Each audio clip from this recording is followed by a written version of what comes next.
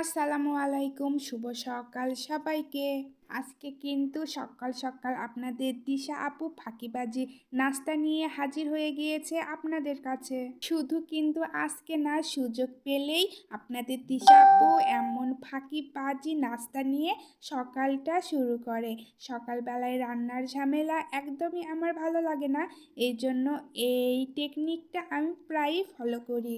এতে করে কিন্তু আমার সময়, কাজের চাপ সবটাই কমে যায়। তবে আপনাদের ভাইয়া কিন্তু আমার এই ফাঁকিবাজিটা একদিনও ধরতে পারে না। আমার এই টেকনিকটা আজকে আপনাদের সঙ্গে শেয়ার করলাম। আমার এই ফাঁকিবাজি নাস্তার টেকনিকটা আপনাদের কাছে কেমন লেগেছে অবশ্যই জানাতে ভুলবেন না। আর সকাল সকাল এমন ফাঁকিবাজি নাস্তা কোন কোন আপুরা তৈরি করে ভাইয়াদের খাওয়ান অবশ্যই কিন্তু জানাতে ভুলবেন না। বিষয়টা কিন্তু অনেক মজার।